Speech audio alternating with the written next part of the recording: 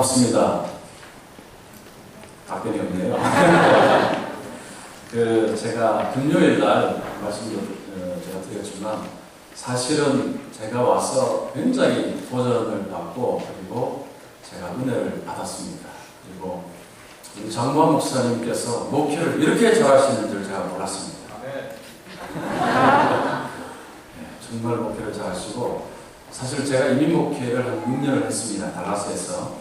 그래서 미국 생활, 특히 우리 유학 온 우리 학생들 대상으로 사회하는 것이 얼마나 어렵다는 것을 잘 알고 있기 때문에 이번에 와서 금요일 예배 그리고 오늘 제가 지금까지 이런 순서를 보면서 제가 한국에 지금 가지고 가는 것이 굉장히 많아졌습니다.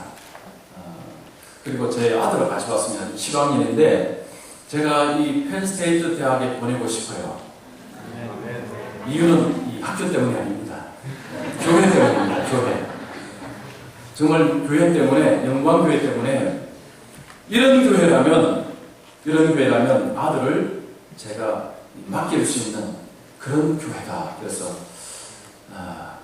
실력이 될지는 모르겠습니다. 그러나 제 솔직한 마음이 정말 이런 교회가 있는 이런 대학에 자녀를 보낸다면 사실 저도 목사이기 때문에 자녀를 이제 미국으로 보내면 제일 걱정되는 것이 신앙입니다. 그래서 참 이 좋은 대학에 이런 좋은 교회가 있다는 것 제가 한국 가서 널리 선전하겠습니다. 여러분 반갑습니다. 오늘 말씀을 이 귀한 이 시간에 말씀을 전하게 돼서 너무 기쁘고 너무 감사하고 하나님께 영광을 올려드립니다. 자, 사진 하나 한번 같이 보겠습니다. 자, 이거 혹시 운전 하시다가 보신 분 계십니까? 이게 미국에 있는 사진입니다. 아무도 없죠? 자, 이 사진이 이 도로 교통 표지판 사진입니다. 이 미국에 있는데 이게 어느 도시에 있을 가능성이 많을까요? 자, 한번 보십시오. 위에 하나님이 계십니다 라는 이 표지판을 여러분 좀 보십시오. 운전하면서 꼭 좀 보십시오 라고 할 만한 도시 라스베가스입니다. 자, 이것이 여러분 라스베가스 15번 도로를 만약에 앞으로 운전할 일이 있거든 꼭 위를 보십시오. 보시면 있습니다. 제가 한국에서 인터넷을 통해서 이것을 보고 진짜 그런지 라스베가스에 와서 직접 제가 확인을 했습니다. 있습니다. 한국의 어떤 분이 라스베가스 운전하면서 이것을 찍었습니다. 자, 여러분 라스베가스를 운전해 가는 사람들이 뭐 때문에 갑니까? 도발하죠. 즐기러 갑니다. 자, 이 표지판을 왜 세웠을까요? 뭐 하라는 것입니까? 자, 여러분이 도박하러 이 라스베가스를 갑니다. 가는데 눈에 이런 사인이 보입니다. 무슨 생각 드십니까? 이게 무슨 표시죠? 위에 하나님이 다 보고 계신다는 것을 기억하십시오. 바로 그 표시입니다. 그 활락가를 이 관통하는 도로를 지나가면서 이제 가서 좀 즐겨야지. 좀 인생을 즐기고 도박도 좀 하면서 그렇게 해야지라고 생각하는 사람들이 이 표지판을 통해서 하나님이 지금 다 보고 계시다는 것을 잊지 말고 가십시오라는 그 표시입니다. 우리 삶 속에 이 표시가 필요합니다. 위에 하나님이 인생을 내려가 보신다는 것을 인식하고 살아갈 수 있도록 날마다 우리의 삶 속에 일깨워주는 이런 표지판이 필요합니다. 많은 사람들은 위에 하나님이 없다고 생각하고 살아갑니다. 자, 이런 사람들이 하나님이 없다고 생각하는 사람들 속에 가장 가치 있는 것이 뭘까요? 행복, 돈, 성공. 요즘 사람들이 가장 추구하는 것이 행복입니다. 행복. 어떻게 하면 행복할 것이냐? 왜 성공하느냐? 행복하기 위해서. 왜 돈을 버느냐? 행복하기 위해서. 사람들은 행복을 이야기합니다. 운동선수들이 열심으로 뛰고 승리를 쟁취하는 목적이 뭐냐? 행복을 위해서 삽니다.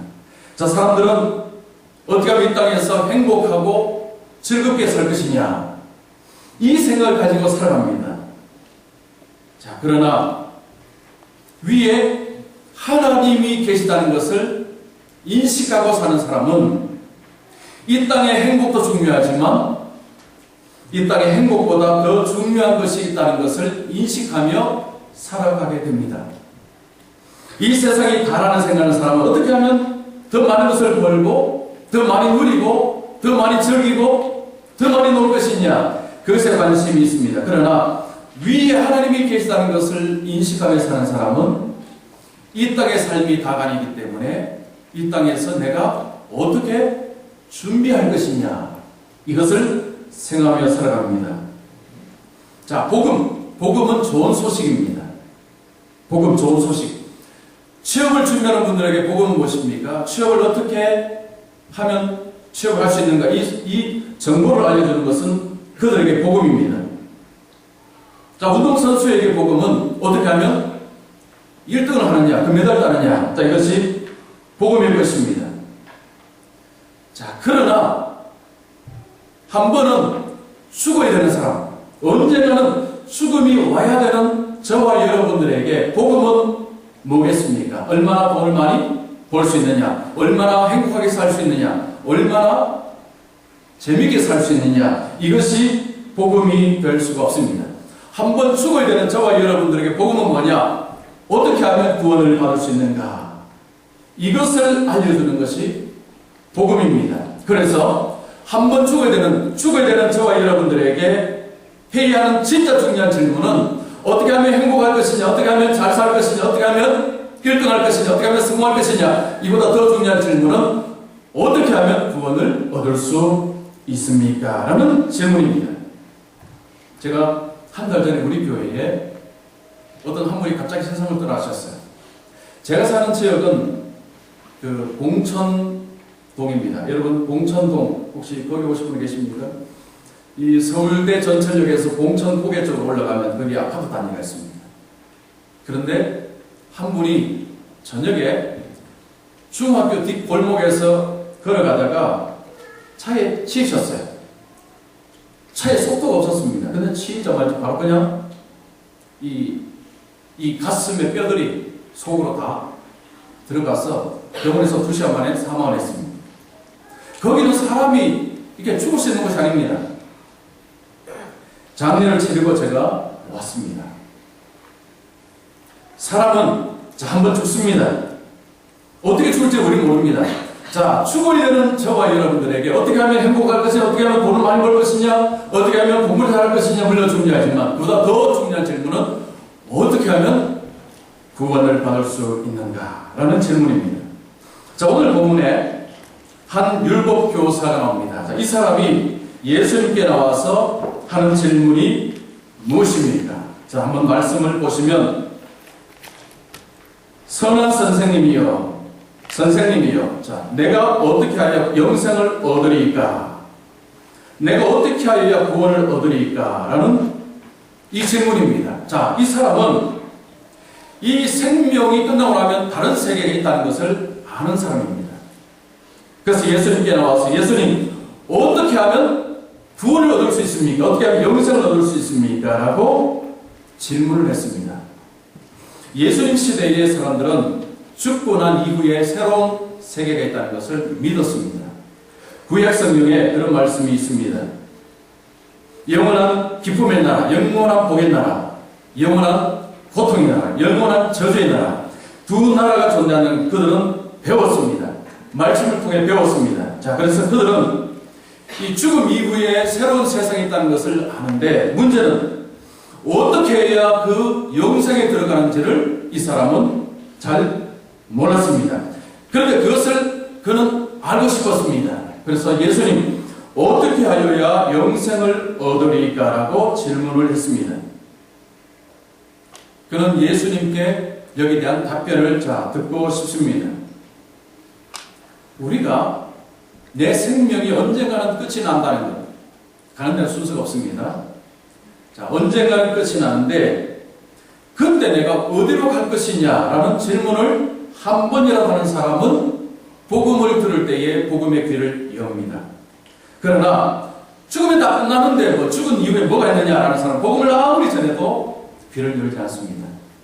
자, 그러나 내가 죽는다는 것을 한 번이라도 생각하는 사람은 죽음 이후에 어떻게 되느냐, 어떻게 하면 구원을 받을 수 있느냐, 이 질문을 던져야 되고, 그리고 여기에 대한 해답을 찾아야 합니다. 자, 어떤 의사가 있었습니다. 이 의사는 예수는 없다, 하나님은 없다고 생각하는 사람이었습니다. 하나님이라는 존재는 그는 별로 그에게는 가치가 없었습니다. 그는 공부를 잘했습니다. 좋은 학교를 나왔습니다. 의사가 되었습니다. 그는 과학자입니다. 그는 모든 것을 가졌습니다. 그가 의사로서 환자를 치료하면서 이상한 것을 보았습니다. 어떤 환자는 죽으면서도 얼굴에 평안함이 있습니다. 그런데 어떤 환자는 얼굴에 근심과 고통과 그리고 불안함이 있습니다. 두려움이 있습니다. 이상했습니다. 자신이 자신을 생각할 때 내가 죽는다면 분명히 두려울 텐데, 그런데 어떤 사람들은 얼굴에 평안이 있고 얼굴에 웃음이 있습니다. 분명히 죽어가는데도 그렇습니다. 어느 한 노파를 이렇게 치료를 하게 되었습니다. 이 노파가 이 말기 심장 질환으로서 더 이상 치료가 안 되는 노파였습니다. 대화를 하는데 이 노파는 자기 신앙을 이야기합니다. 제가 이제 곧 죽는다는 것을 저는 압니다. 그러나 두렵지 않습니다. 저는 예수를 믿기 때문입니다. 예수님께서 나를 천국으로 인도하여 주실 줄 나는 믿습니다. 나는 오히려 소망을 갖습니다. 그러면서 노파가 의사에게 질문합니다. 선생님은 무엇을 믿으십니까? 이 의사가 환자를 진료하면서 생긴 처음 이런 질문 받았습니다. 선생님은 무엇을 믿으십니까? 이 질문을 받자 이분이 당황을 했습니다. 무엇을 믿느냐? 이런 질문을 받아본 적이 없는데 뭐라고 대답해야 될 줄을 몰랐습니다. 그러니까 당황을 했습니다. 그러면서 이 병실에서 나오면서 그때부터 이분의 마음속에 이 질문이 계속 떠오릅니다. 당신은 무엇을 믿으십니까? 자기가 아무리 생각해도 자기를 믿고 살았습니다. 그리고 의사요 과학자이기 때문에 이 사람은 증거를 찾고 나서 무언가를 믿을지 안 믿을지 결정을 하던 사람이었습니다. 그는 평상시에 신은 없다라고 생각하고 살았습니다. 근데 마음속에 어떤 생각이 들었냐면, 나는 증거를 찾고 그 다음에 이것을 확인하고 하는데 하나님이 존재한다는 것에 대해서 나는 증거를 찾아볼 생각을 한 번도 하지 않았구나. 그래서 이 사람이 갑자기 어떤 생각이 했느냐면, 내가 찾아보지도 않고 없다라고 미리 전제를 했는데 이거 잘못되었구나. 내가 종교를 한번 알아봐야 되겠다. 그러면서 이 사람이 그 똑똑한 머리로 종교를 연구를 하기 시작합니다. 각 종교를 연구하면서 어느 날 이 기독교를 이제 연구하면서 지역에 있는 목사님을 찾아갑니다. 목사님, 내가 기독교를 알고 싶은데 어떻게 하면 좋겠습니까? 목사님이 책을 하나 소개해 줍니다. C.S. 루이스의 순전한 기독교라는 책을 소개해 줍니다. 이 책을 꼭 읽어보십시오. 근데 이분이 이 책을 읽고 나서 생각이 바뀌기 시작했습니다. 아하, 사람들의 말을 듣고 하나님이 없다는 것을 그냥 믿었는데 그 똑똑한 머리로 하나씩 찾아보니까 하나님이 존재한다는 증거들이 너무 많다는 것을 알았습니다.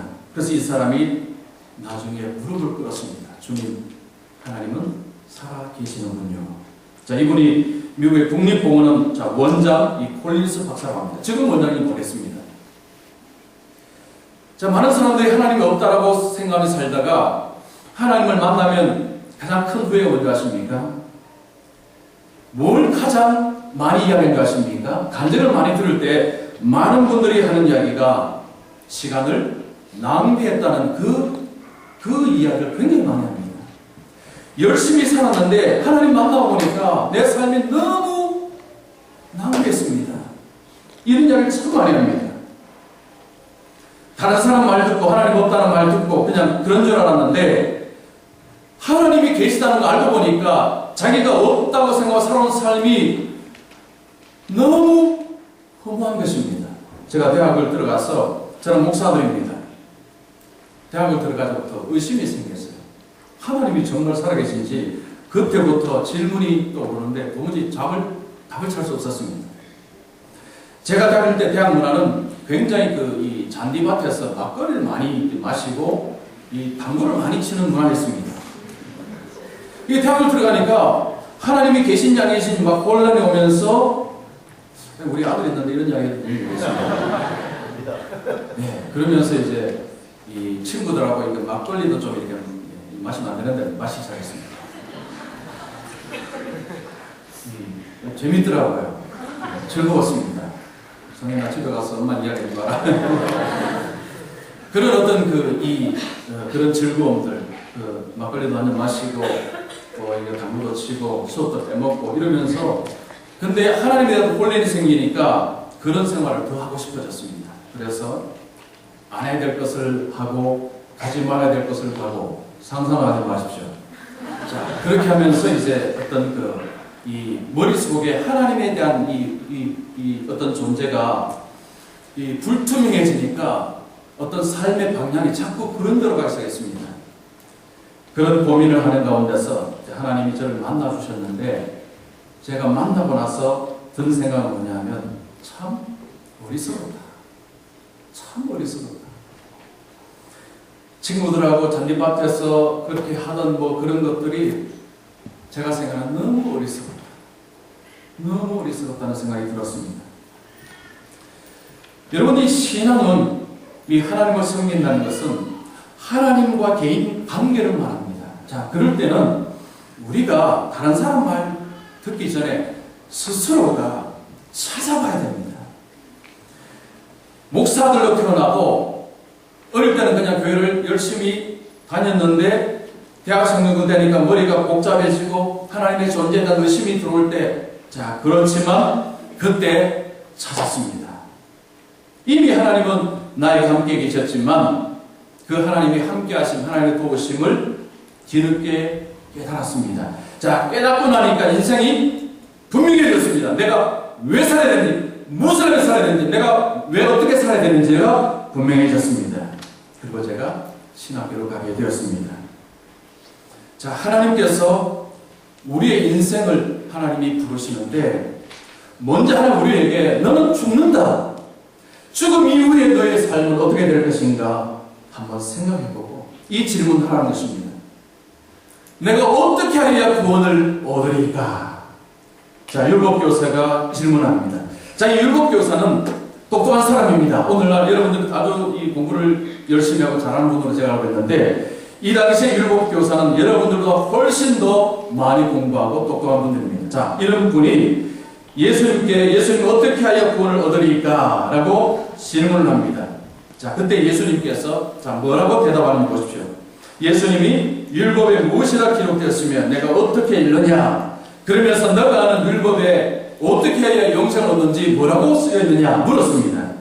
그때 이 사람이 이렇게 말합니다. 내 마음을 다해 목숨을 다해 힘을 다해 뜻을 다해 너희 하나님을 사랑하고 또한 내 이웃을 내 자신같이 사랑하라 하였나이다. 자, 율법사가 이렇게 대답을 했습니다.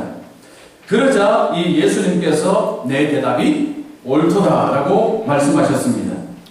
지금 율법사는 정확하게 알고 있습니다. 어떻게 구원을 얻을 수 있느냐? 하나님을 사랑하고 이웃을 사랑하라. 성경에 신명기, 레위기에 그 말씀이 있습니다. 이 율법교사는 정확하게 알고 있었습니다. 예수님이 내 대답이 옳도다. 예수님께서 그날 서기관이 와서 물었습니다. 예수님, 율법에서 가장 중요한 것이 무엇입니까? 하나님을 사랑하고 이웃을 사랑하라. 이 말씀 주셨는데 그 말씀처럼 이 율법교사가 똑같이 대답했습니다. 내 대답이 옳도다. 이를 행하라. 그리하면 살리라. 즉 그리하면 너가 구원을 받으리라. 자, 제가 질문하겠습니다. 하나님을 힘을 다하여 뜻을 다하여 몸을 다하여 사랑하는 것하고 내 이웃을 내 자신과 같이 사랑하라는 것이 쉽습니까? 어렵습니까? 자, 쉬워요? 어려워요? 자, 자신 있는 분, 나는 그렇게 할 수 있습니다. 이 말씀은 뭐냐면 불순물이 하나도 없는 가운데서 하나님을 사랑하는 것입니다. 그리고 이웃을 마치 나를 사랑할 점 이웃을 사랑하라. 제가 이제 제 아내를 만나 결혼을 할 때 사랑했죠. 했는데 부부간에도요 이런 사랑 못합니다. 그런데 보이지 않는 하나님을 사랑한다는 것은 불가능합니다. 이건 못합니다. 이 사랑은 할 수가 없어요. 그런데 성경에는 하나님을 그렇게 사랑하여 그러면 너희가 살리라. 너는 구원을 받으리라. 율법교사는 마음속에 이 예수님의 말씀을 듣고 무슨 생각을 하겠습니까? 이 말씀은 너희는 절대 못한다는 말씀입니다. 그러면 예수님께서 이 말씀을 주셨을 때 이 율법교사에게 무슨 말씀을 하고 싶었던 것입니까? 너 잘나는구나. 너 그렇게 하면 된다. 그렇게 살아라. 이 말씀하는 것이 아닙니다. 여러분 성경에 보면 율법으로는 의롭다 하심을 얻을 육체가 없나니 라는 말씀이 있습니다. 성경은 하나님의 말씀 율법으로는 누구도 구원받지 못한다는 것을 확실하게 말씀하고 있습니다. 아무도 율법을 지키지 못하고 아무도 율법을 통해 구원을 받지 못합니다. 이 율법교사가 예수님부터 그 말씀을 들었으면 그가 그때 무릎을 꿇었습니다. 주님, 저희가 못합니다. 그럼 어떻게 해야 되죠? 이거를 원하셨습니다. 모든 사람이 죄를 범하였으며 하나님의 영광에 이르지 못하더니 이것이 성경의 말씀입니다. 이 세상에 누구도 하나님의 말씀을 지켜서 구원을 받을 수 없다는 것이 주님의 말씀입니다. 이 율법사는 그 예수님 말씀 듣고 예수님, 저는 하나님 그렇게 사랑 못합니다. 이웃도 그렇게 사랑 못합니다. 그러면 어떻게 하죠? 그 질문을 했어야 했습니다. 29절에 보면 이 율법교사 자기를 옳게 보이려고 라는 표현이 있습니다. 지금 율법교사는 예수님의 말씀을 잘 알아듣지를 못합니다. 즉 자기 자신이 그렇게 할 수 있다라고 생각하는 사람이었습니다. 율법교사는 지금 주님 앞에 무릎을 꿇고 자신의 연약함을 두고 자비를 구해야 했습니다. 율법이라는 것은 우리로 하여금 내가 죄인이구나, 내가 죄인이구나, 하나님의 말씀 지키지 못했구나 라는 것을 깨닫도록 하는 것이 하나님의 율법입니다. 그래서 율법을 우리가 볼 때마다 내가 하나님의 말씀을 이렇게 지키지 못했구나, 하나님 앞에 이렇게 내가 불합격되는 인생이구나, 나는 구원을 받을 수 없구나, 나는 하나님 앞에 갈 수 없구나 라는 것을 깨닫고 하나님 나는 죄인입니다. 나를 불쌍히 여겨 주시옵소서. 누가복음 18장에 보면 이 바리새인과 세리라는 사람이 기도합니다. 바리새인은 이렇게 기도합니다. 하나님, 나는 11조도 하고 나는 금식도 하고 나는 도둑질도 안 했습니다. 하나님 내가 잘했죠. 이런 나에게 복을 주시옵소서. 세리라는 사람은 하나님 나를 불쌍히 여겨 주시옵소서. 예수님 말씀하기에 바리새인을 의롭다 하지 않고 세리를 의롭다 하셨습니다. 자기가 나는 죄인입니다. 하나님 나를 불쌍히 여겨 주시옵소서라고 하는 그 자를 예수님이 너는 의인이다. 이렇게 말씀하셨습니다. 근데 성경은 재밌습니다.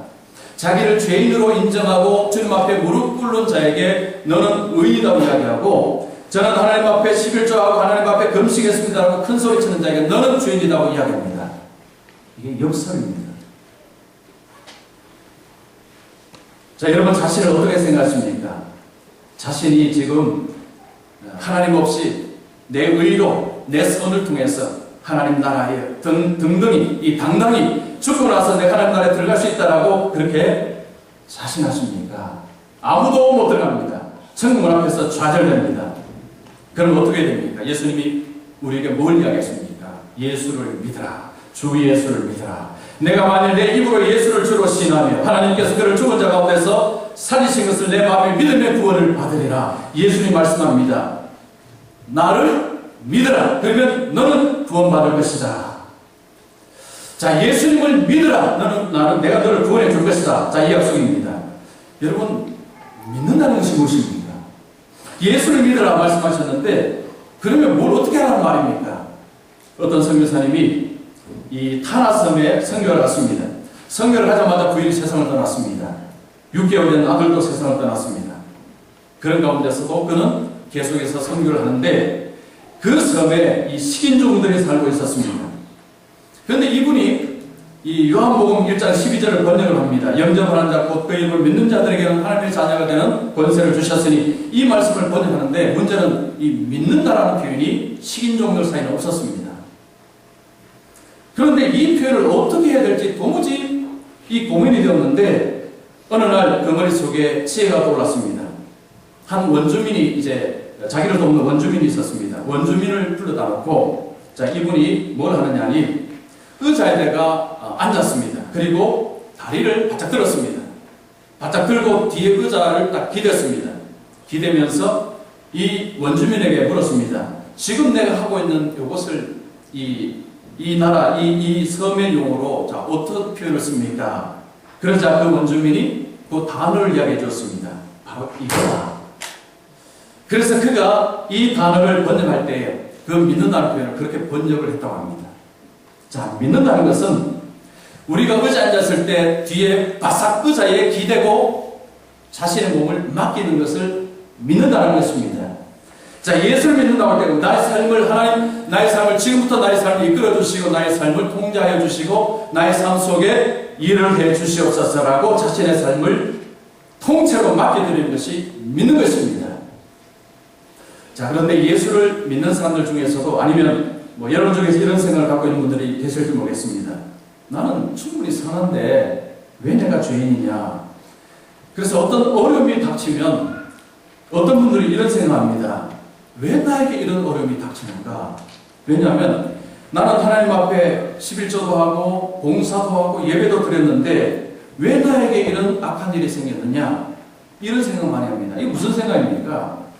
나는 충분히 선한데 선한 나에게 왜 이런 악한 일이 생깁니까? 라는 질문입니다. 여러분 아마 이런 질문 해보셨을 것입니다. 어떤 어려움이 생기면 왜 나에게 이런 어려움을 주셨을까? 이게 무슨 이야기냐면 나는 정말 착한 사람인데 착한 사람에게 왜 이런 악한 일이 벌어졌는가? 이거는 무슨 일이라는 것입니다. 여러분 생각 한 번도 안 해보셨습니까? 여러분 표정 보니까 한 번도 안 한 것 같습니다. 많은 분들이 이렇게 생각합니다. 나는 선한데 왜 악한 일이 내게 일어날 수 있는가? 이건 일어날 수 없다는 거죠. 착각입니다. 여러분 착각하지 마십시오. 여러분 착하지 않습니다. 여러분 선하지 않습니다. 아무도 착하지 않습니다. 저도 마찬가지입니다. 우리는 하나님 앞에서 하나님 제가 이렇게 착한데 왜 이런 어려움이 나에게 닥치죠? 이런 질문 해보십시오. 하나님이 뭐라고 답하시는가? 우리는 사람은요 자기가 잘한 것만 기억합니다. 우리 사람과의 관계 속에서 보면 내가 저 사람에게 잘한 건 다 기억을 해요. 그건 얼마든지 기억 잘합니다. 돈 빌려준 거는 기억 잘하죠. 근데 빌려온 거는 잊어버려요. 이게 사람의 속성입니다. 하나님 앞에서도 내가 하나님 앞에 잘한 것은 너무 많아요. 헌금하고 예배도 하고 봉사도 하고 섬기고 이런 일들로 자신의 삶은 하나님 앞에 너무 선한 것을 많이 해서 이것만 생각납니다. 그런데 하나님의 말씀을 쫙 우리 앞에 쫙 깔아놓으실 때, 깔아놓으시면서 그러면 이 말씀도 지켰느냐? 이 말씀도 지켰느냐? 이 말씀도 지켰느냐? 이 말씀도 지켰느냐? 이 말씀도 지켰느냐? 이 말씀도 지켰느냐? 이 말씀도 지켰느냐? 어떻게 되겠습니까? 99.99999%는 안 지켰어요. 자, 그래서 우리가 하나님 앞에 있을 때 하나님 내가 이렇게 착한 일 했는데 하나님 나를 복 주시옵소서. 이런 기도는 정말 잘못된 기도입니다. 우리는 어떻게 기도해야 됩니까? 하나님 나를 불쌍히 여겨 주시옵소서. 하나님 나에게 자비를 베풀어 주시옵소서. 저는 죄인입니다. 하나님이 이 율법 교회사에게 원하는 것은 그겁니다. 주님, 저는 못합니다. 저는 이렇게 못합니다. 그러면 제가 어떻게 해야 됩니까? 그러면 주님이 뭐라 말씀합니까? 나를 따라라. 나를 믿어라. 우리가 나중에 이 땅을 떠나서 주님 앞에 설 때에 우리가 주님 앞에 무엇을 가지고 가겠습니까? 하나님, 내가 교회 다녔습니다. 어려운 사람 좀 도왔습니다. 힘든 사람 좀 도왔습니다. 너 착한 일 했구나. 천국 들어가라. 그런 일 절대 없습니다. 하나님, 저는 하나님 말씀 못 지켰습니다. 그러나 예수님이 제 대신 지켰습니다. 예수님이 십자가 지셔서 제 대신 덮어 쓰셨습니다. 예수님께서 제가 못 지킨 율법을 다 지키셨습니다. 저는 예수님 붙들고 왔습니다. 저를 보지 마시고 예수님을 통해서 저를 구원해 주시옵소서. 이게 믿음입니다. 많은 사람들이 교회를 다니면서도 자신의 의를 붙들고 있어요. 내가 이 마음 충분히 선하고 충분히 착한데 아닙니다. 우리는 정말 죄인입니다. 하나님의 말씀을 지킨 것은 정말 보이지도 않고요. 그러나 불순종한 것은 도배해도 다 도배할 수 있습니다. 자, 하나님께서 오늘 우리에게 말씀을 주시는데 어떻게 하여야 구원을 얻을 수 있습니까? 이것은 죽어야 되는 모든 인생이 떨게 될 질문입니다. 어떻게 하여야 구원을 얻을 수 있습니까? 하나님을 사랑하고 이웃을 사랑하라. 그런데 그 말씀을 지킬 능력이 없습니다. 하나님, 저는 못합니다. 저는 할 수 없습니다. 예수님 우리에게 무슨 답을 주십니까? 그래서 내가 너를 위해서 십자가에서 너의 죄를 위해서 너가 못 지킨 것을 내가 다 지키고 십자가를 졌단다. 나에게 와라. 나에게 숨어라. 나를 믿어라. 나를 의지하라. 그러면 내가 너를 구원해 주리라. 이것이 복음입니다. 저는 오늘 우리 오신 또 새로 오신 분들 그리고 지금 믿는 분들 모든 분들이 자신의 허무한 자신의 능력을 의지하지 마시고 나를 위해서 십자가 지신 그 주님을 의지하고 주님께서 삶을 바치셔서 주님께서 나를 구원해 주시는 그 은혜를 누리시기를 축원합니다. 여러분, 우리 인생은 아무것도 아닙니다. 제가 목회하는 가운데서 우리 교회는 여러분들이 많습니다. 세상에 정말 지도적인 인사들도 있고요. 많은 분들이 있습니다. 자, 그런데 가장 아름다운 분이 누군지 아십니까? 기도할 때 주여 저를 불쌍히 여겨 주시옵소서. 저는 아무것도 아닙니다. 저는 한 주간 동안 하나님 말씀대로 살아왔지만 불순종하며 살았습니다. 그러나 예수님이 저를 위해서 죽으시고 제 대신 죄를 덮어주셨는데 예수님 붙들고 하나님 앞에 나갑니다. 나를 불쌍히 여기시고 나에게 은혜를 베풀어 주시옵소서. 하나님이 그런 사람을 통해서 역사하시는데 하나님이 이 땅에서 하나님의 백성을 통해서 하시는 엄청난 일들을 하나님이 이루어가고 계십니다. 여러분, 공부하는 목적이 무엇입니까? 성공입니까? 행복입니까? 돈입니까? 그것은 여러분을 배반하는 것입니다. 여러분 속일 것입니다. 그러나 예수 그리스도는 여러분을 붙잡아 주실 것입니다. 그래서 이 질문 하십시오. 내가 어떻게 해야 구원을 얻습니까? 그리고 귀를 열고 들으십시오. 주 예수를 믿으라. 그리하면 너와 내 집이 구원을 얻으리라. 이 말씀을 붙잡고 우리 모든 분들이 구원의 은혜, 천국의 그 영광, 하나님이 준비하신 그 영원한 복의 나라의 백성들, 그런 즐거움, 그런 기쁨을 누리시기를 축원합니다. 기도하겠습니다.